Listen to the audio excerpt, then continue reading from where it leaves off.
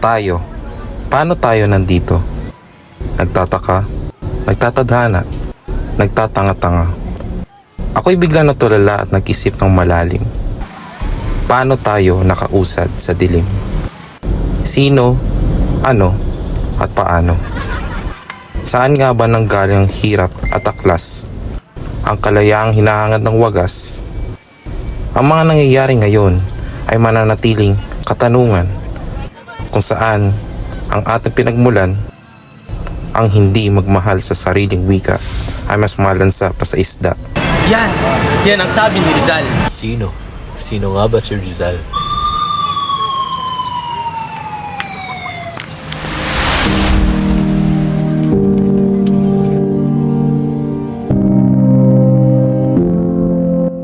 Isang bayaning hirang, magiting at matapang. Siya lamang ang natatanging magdirigmang, hindi gumamit ng dahas.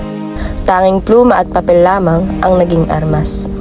Siya na nagbukas sa nakapiring na mata, isa sa mga dakila at nararapat na kinikilala.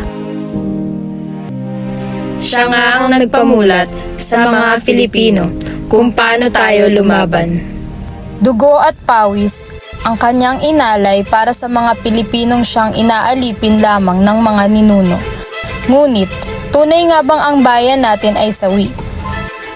O marami sa atin ang bulag, pipe at bingi. Laban na hindi patas, hanggang ngayon hindi pa nagwawakas. Magandang edukasyon ang nais niya, pero bakit patuloy ang maling pabatid? Sinayang ang sinimulan at hinangad ni Rizal. Kung hindi tayo kikilos ngayon, kailan? At kung hindi tayo ang kikilos, sino? Kabataan, inaasahan ka nila.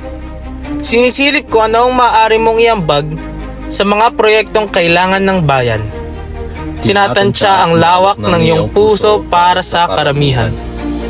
Kabataan, ikaw ang boses na may patutunguhan. Huwag hayaang manatili ka lamang na nasa hulihan.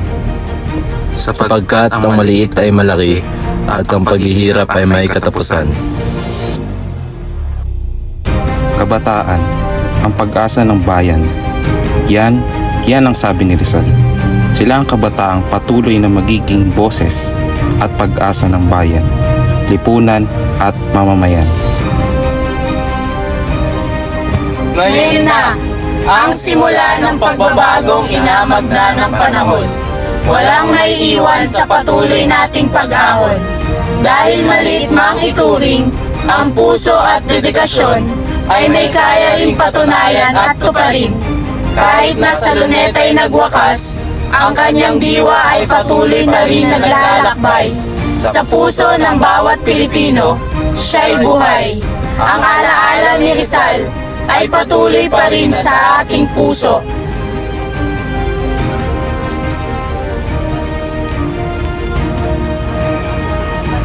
Siya si Rizal. Uy, tayo na sa Rizal. Dito tayo kay ma'am. Ano na?